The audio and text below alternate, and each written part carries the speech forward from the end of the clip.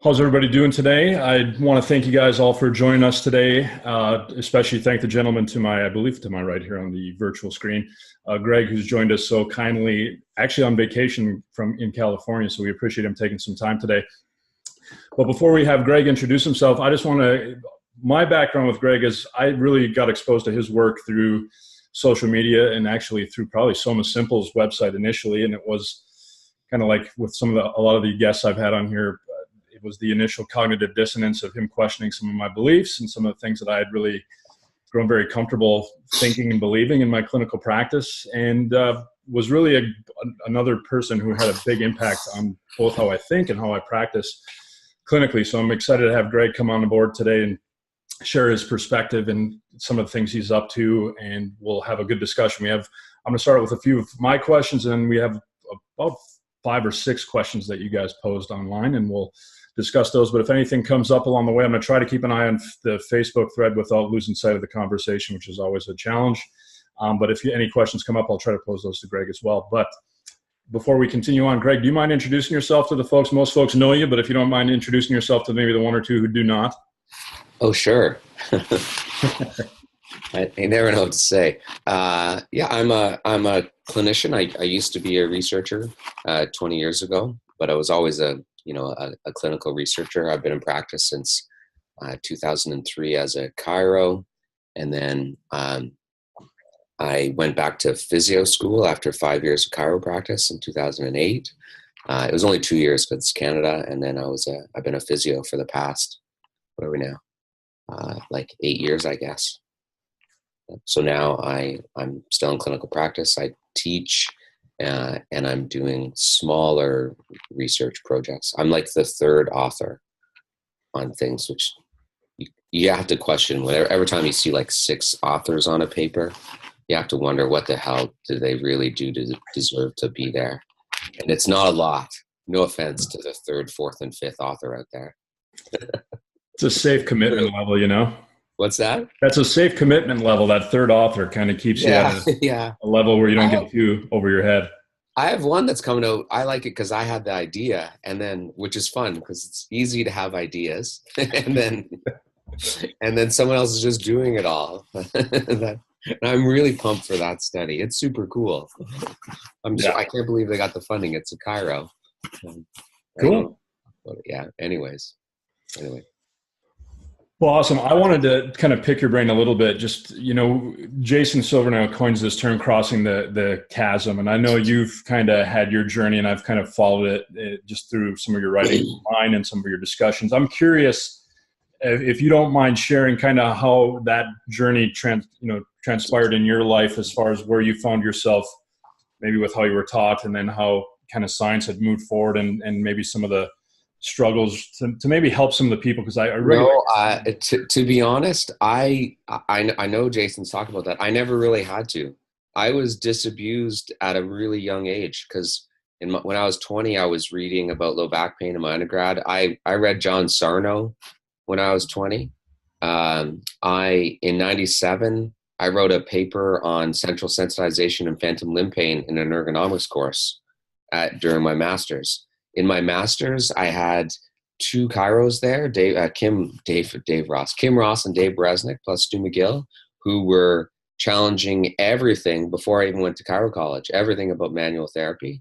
The occupational biomechanist there, like Bob Norman, who was Stu McGill's old supervisor, they were writing about psychosocial factors and how you can't just change the loads and the stressors on the body. So I was ridiculously lucky. My master was in manual therapy, and we weren't, and it was chiro based. We weren't using the word subluxation.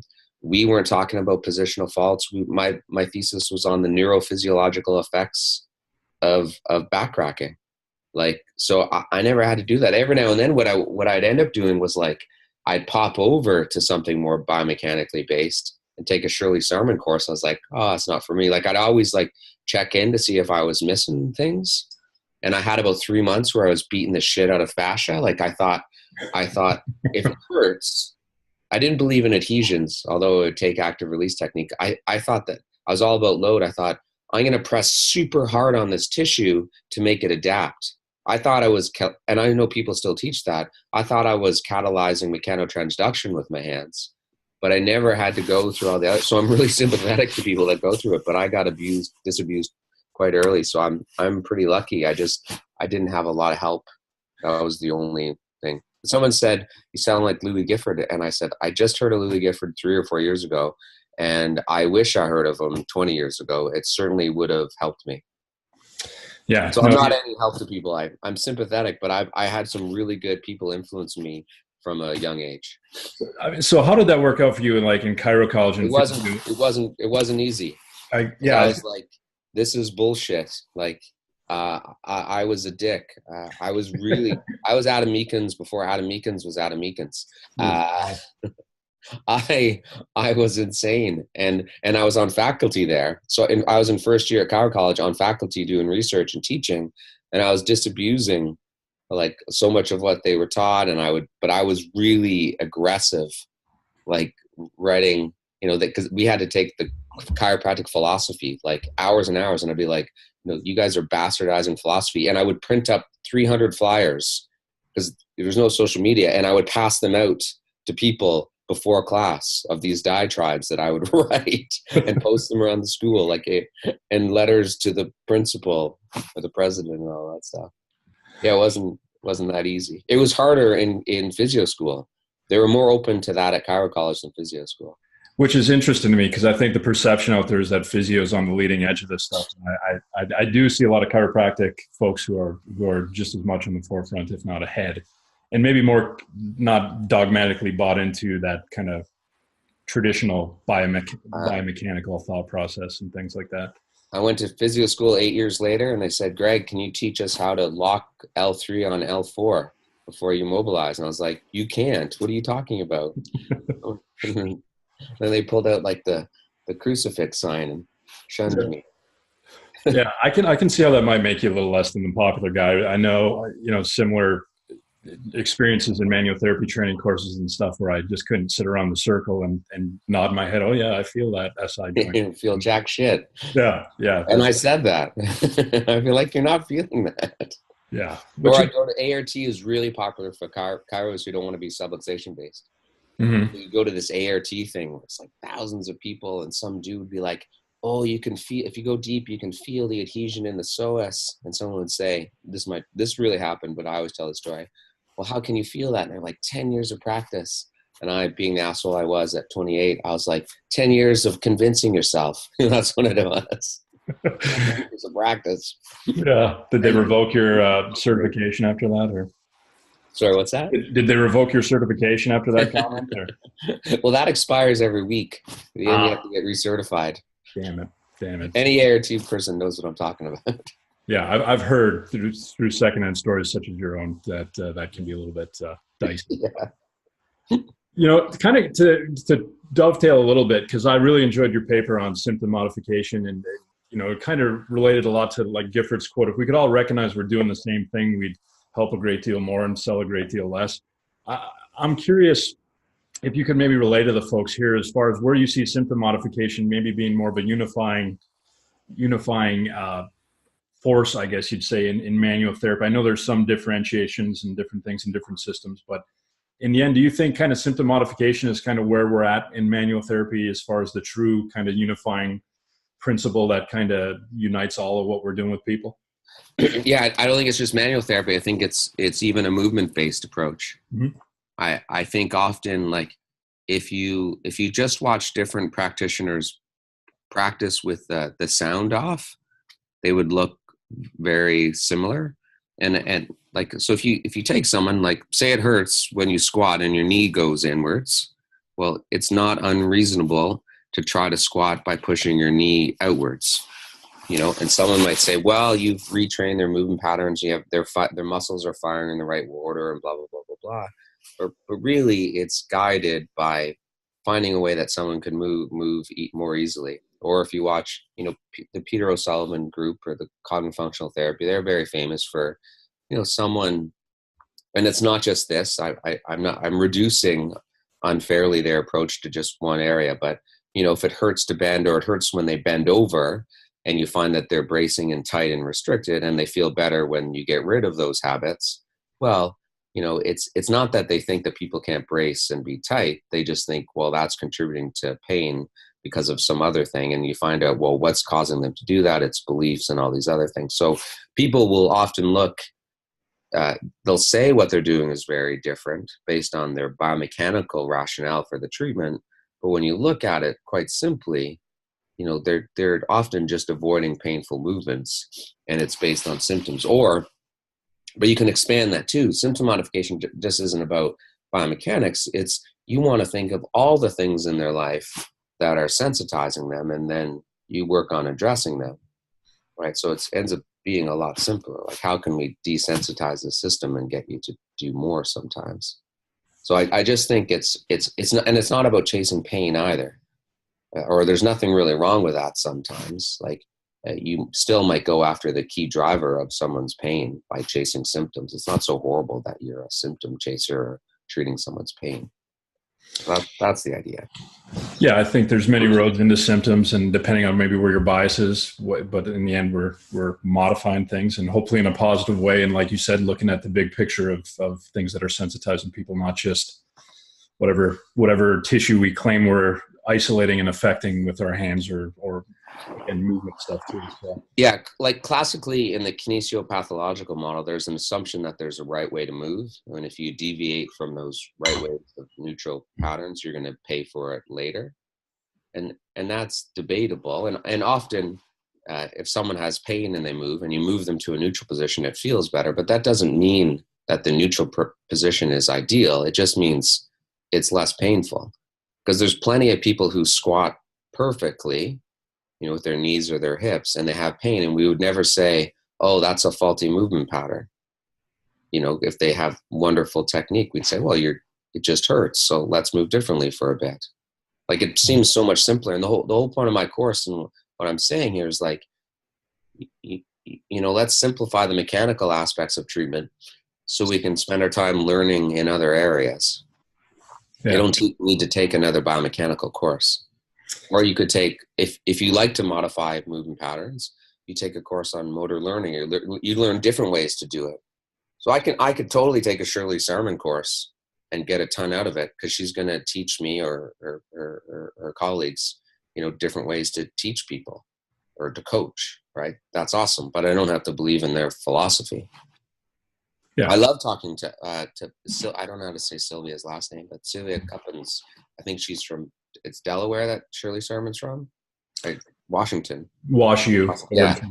And so, like, I disagree with her fundamentally on how people should move, but I still enjoy talking to her, because I think I would still learn from her, because she'll have techniques, or Linda Van Dillen, like that research, like they'll say there's this ideal way, and I'd be like, no, but there's different ways, and you're going to help me teach someone to move differently, and that's great. Mm-hmm. That's the idea. So Jason talks about bridging the chasm. I'm talking about bridging the gaps between people. Like, we're more similar than we often think.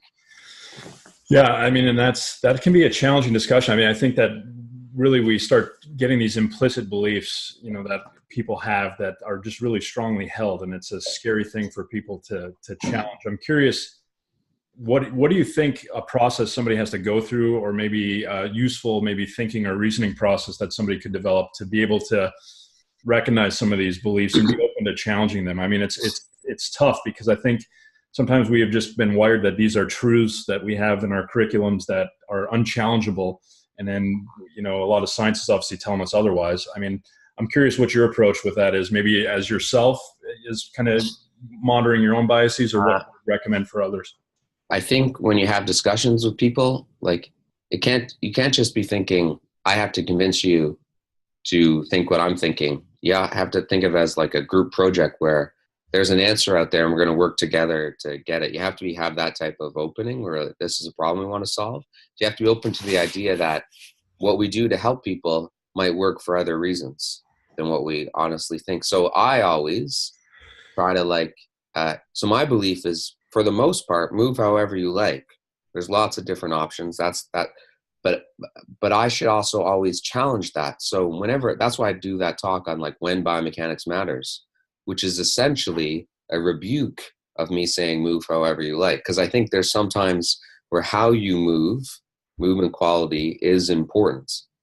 So you always want to say, what are the exceptions to your bias? And then be open to that, right? That you have to have that. If you're not open to like changing your view, then there's no point. It's not going to happen. Yeah. I agree. I think there's a level of intellectual humility that you have to kind of bring to the table that, you know, especially when you read science now around pain. I mean, I read at least, the more and more I feel like, man, I don't know nearly what we think we know. And it just seems to expand into more domains well beyond just obviously the biomechanical and the yeah. I mean, so often when I have these discussions, I don't even talk about pain science or whatever that is. You know, I actually just stay in the biomechanical world, and I say it's the biomechanical research that challenges the biomechanical ideas. It's always biomechanics that challenges biomechanics. You know, it's not whatever research is going on in the neuroscience world. I'm sure that does too, but the biomechanical world is so conflicting for, I don't know, knee valgus leading to knee pain. I don't even have to talk about everything else. Yeah, it's interesting when you can use data within their own kind of biased view of the world that I think probably has more power than just your average, you know, because I think the straw man is directed that, you know, everybody's just straying away from biomechanics, and I'm sure you've seen that kind of, you know, false dichotomy created of you're either biomechanical or you're a pain scientist, and you can't be both. No one's saying biomechanics is irrelevant. So if you're going to have those discussions with people, you can start with that. You can also say what you're doing isn't wrong. There's just potentially other reasons. And then if you don't get caught up in just your philosophy, you probably have more options on how to treat as well.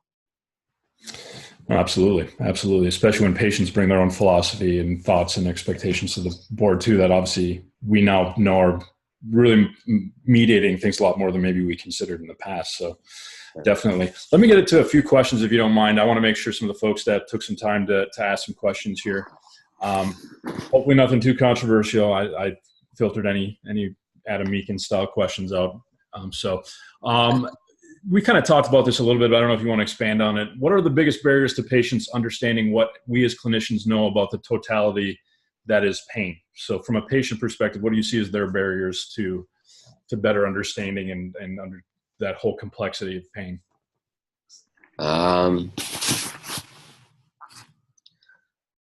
So the barriers to a patient understanding about pain. Yeah. Well, I mean, a lot. I mean, if you think that people they're becoming experts in pain and neuroscience, those are 2-year programs.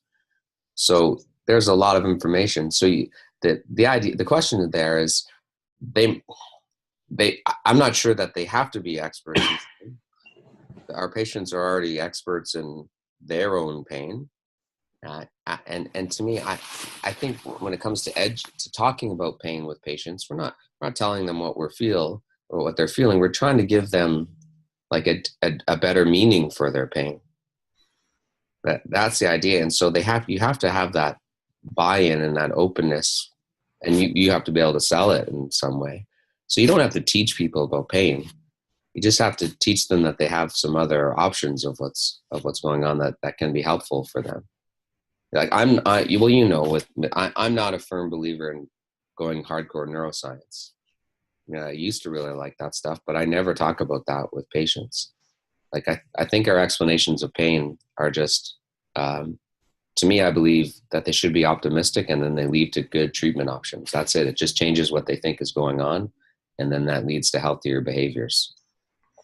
So yeah, and that's one of the interesting things. I remember I asked Peter O'Sullivan on the course, and I think I asked you the same thing on your course as far as where does pain neuroscience education fall into your practice? And I was surprised by both your answers because they were very similar as far as it wasn't really a big part of it. And I think it really had me step back of, maybe definitely can have its place, but not maybe the cornerstone, and definitely doesn't necessarily connect a person to their lived experience when you start going ion channel and descending inhibitions and things like that. I think you can maybe bring it down a little bit to where it makes sense of the story. But yeah, it's interesting where I think pain neuroscience education got that, initial shiny tool effect that we all have, including in biomechanical tools, that maybe we've had to pump the brakes a little bit on that. Is that kind of your?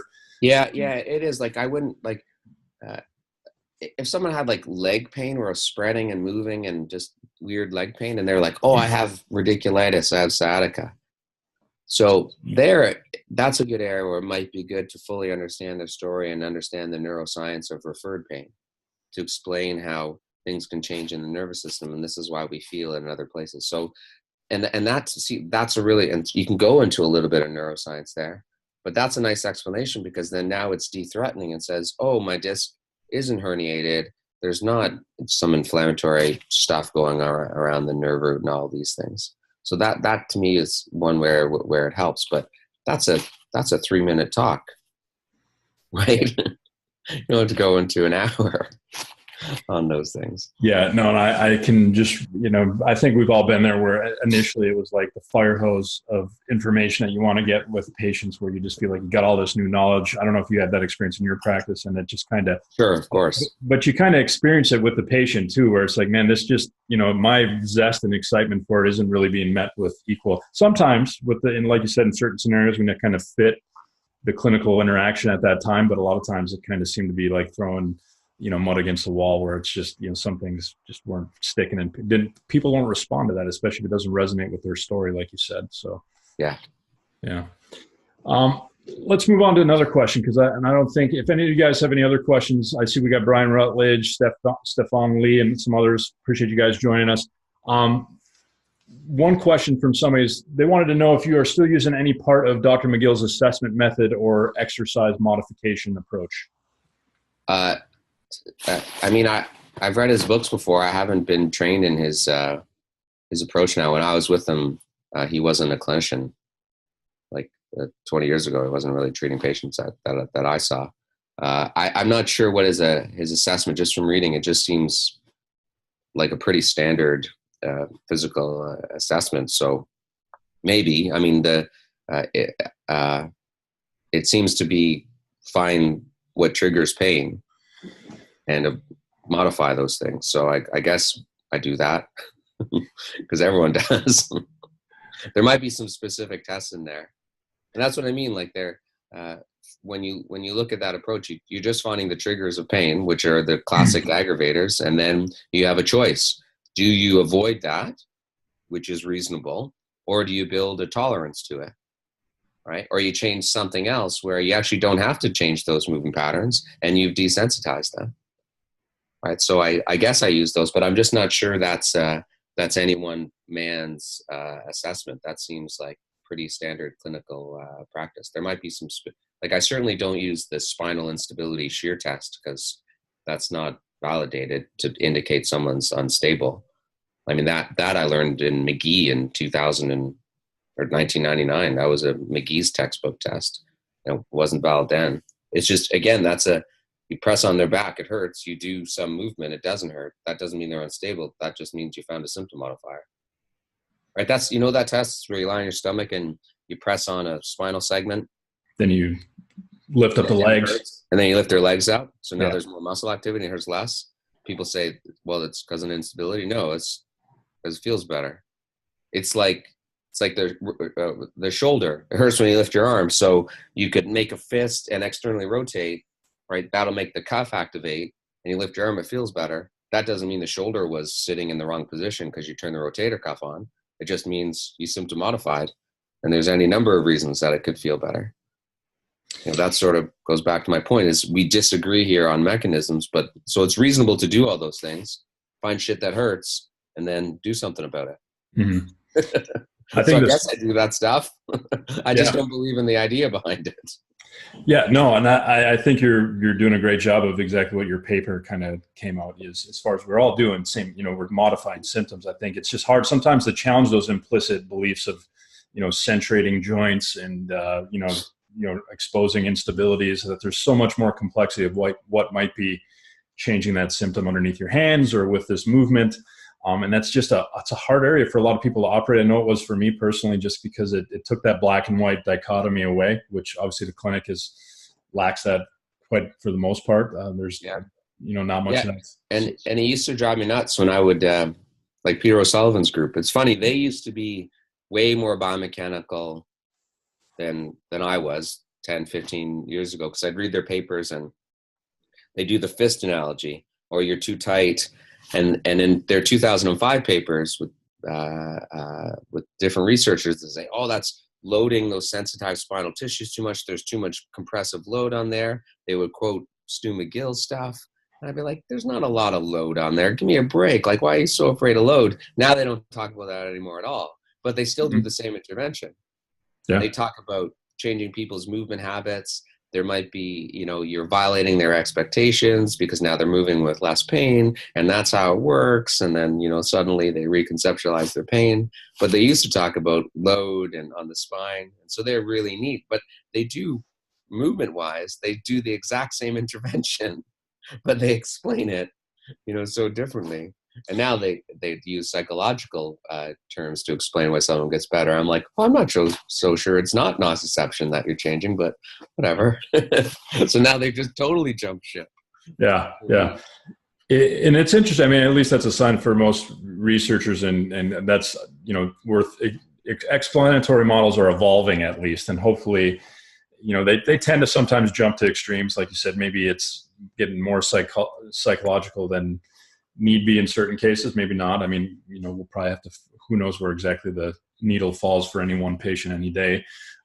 But it's good that at least discussions are evolving and explanations are evolving instead of, I think we can all relate to systems that are still maybe rolling out the same old explanatory model from circa 1970 something that still, is selling courses. And can I say one thing about that? Yeah. So yeah. Going back to that with the Peter O'Sullivan who tends to relax, and then McGill gets improperly blamed for saying, oh, it's all bracing. He doesn't. He talks about finding the right amount of muscle activity and all that stuff. But if you look at both of their publications, even with the O'Sullivan stuff, you'll see in Aspetar case studies where the person is taught to avoid flexion. That was 2015. So that's what I meant. When people are doing similar things, they find the right thing for the person. So there are patients, and myself with my own back pain, I have done things where I actually brace. So I'll often teach people to relax, and I'll teach people to brace. I don't think there's anyone, that's what I mean about being a movement optimist. There's no one right way to move your spine. So now you have both options. Loosey-goosey isn't always good, and being stiff and rigid isn't always good, but they have their place. Like I rock climb and I do gymnastics. And there are times where I don't want to go into hard back extension because my back will be sore. So I actually pre-brace because I know I might either fall off the rock or I need to do that when I do a back handspring. So I do that with my patients.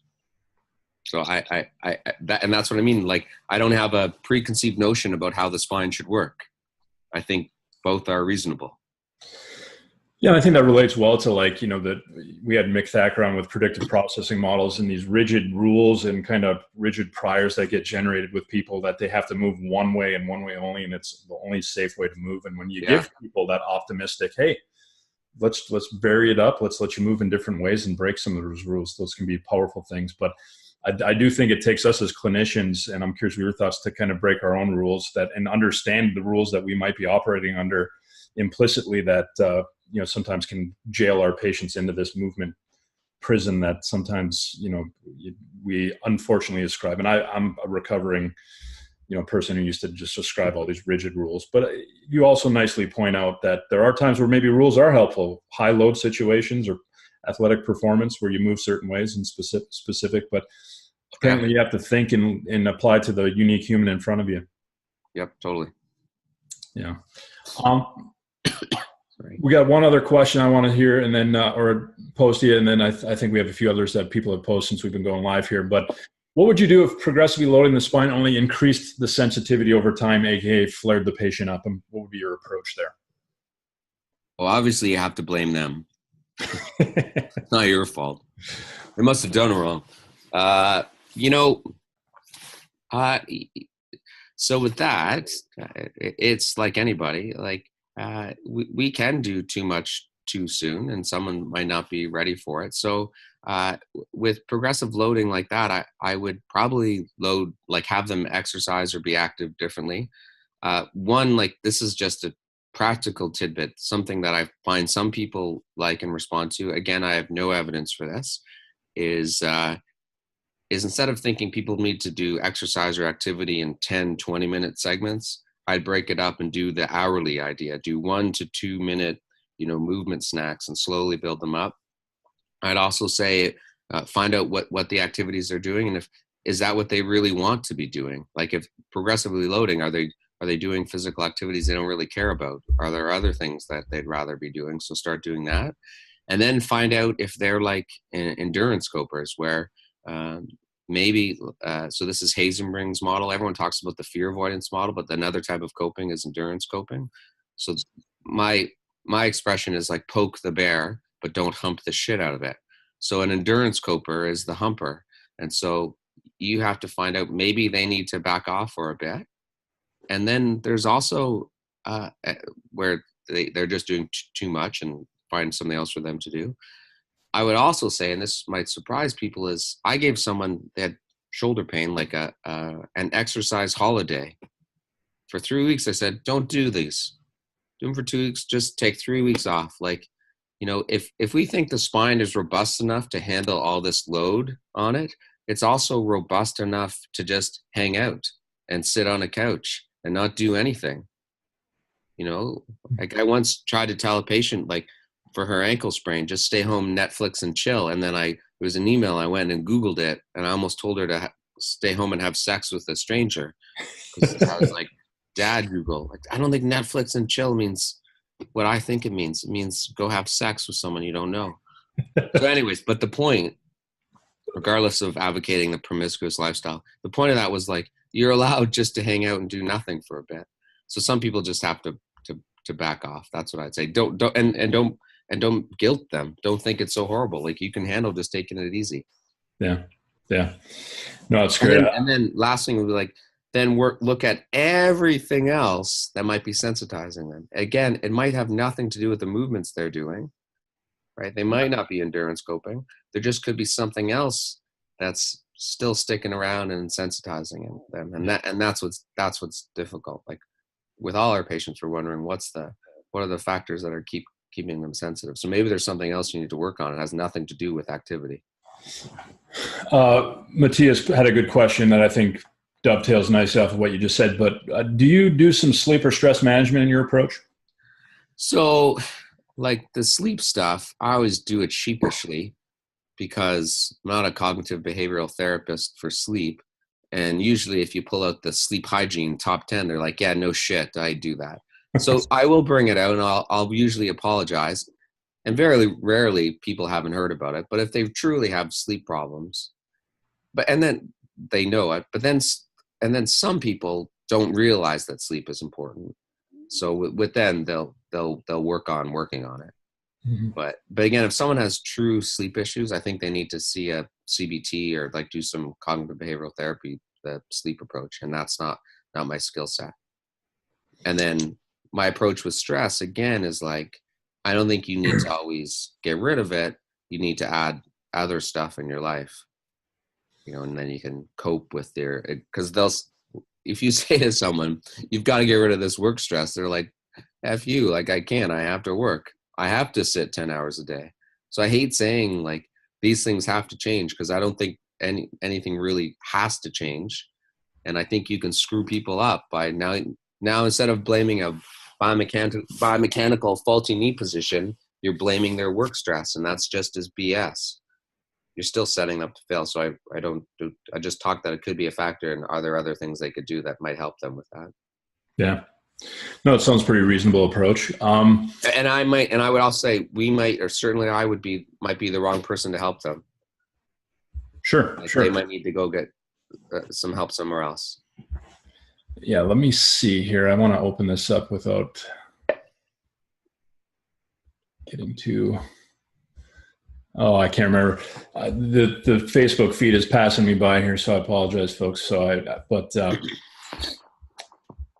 How do you know, and Brian Rutledge, I know you just asked this question and it passed in the feed and I can't get it to come back up, but how do you kind of gauge how much uncertainty a patient in front of you is ready to deal with, as far as, a lot of people come in with this expectation of a nice black and white, this is what it is, this is what you do, this kind of paternalistic healthcare approach that tends to be the way it's been done.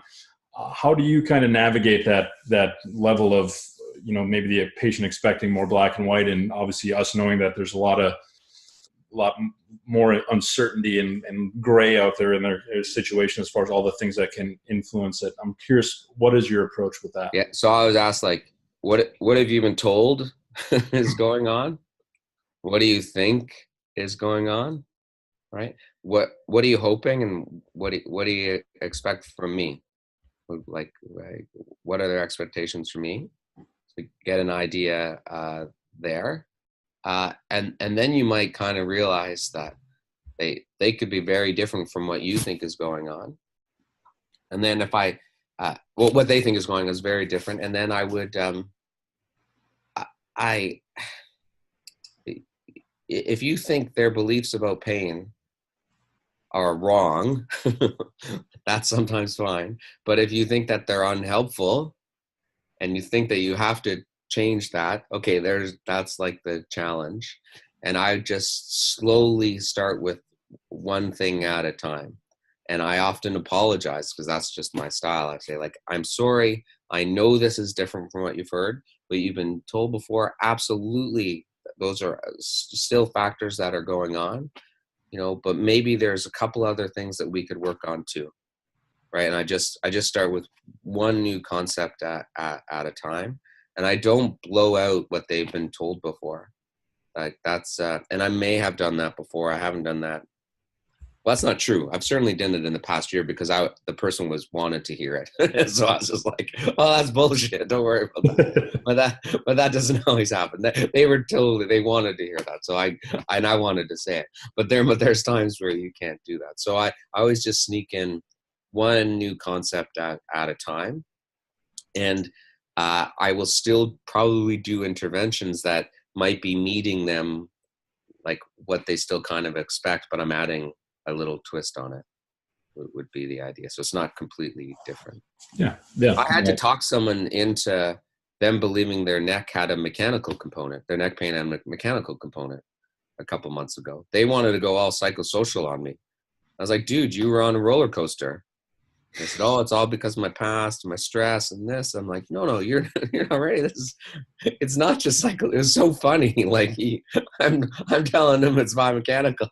And he's like, oh, it's all the psychosocial stuff. And I'm like, and I pointed out how funny that was to him. That's definitely a flip of the script of what you're used to. Yeah. Which is interesting.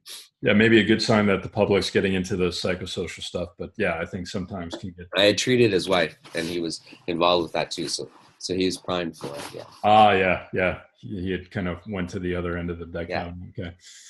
Okay.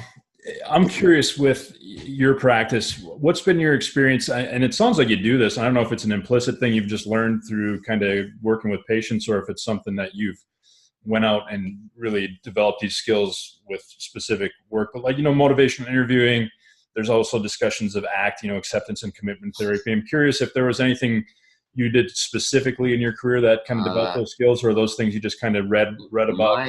My biggest influence was like 12 years ago. I took a progressive goal attainment program by Mick Sullivan, which no one knows about. It's like he's the guy that developed the pain catastrophizing scale. Mm-hmm. That's his work out of McGill. I don't know if he's still at McGill. So that's what helped me a lot to start thinking. He's a psychologist, to start thinking like that. I haven't taken ACT, but I've read about it. Motivational interviewing I have issues with because, well, number one, I mean, we have to be honest. Like everyone thinks MI is like patient-led.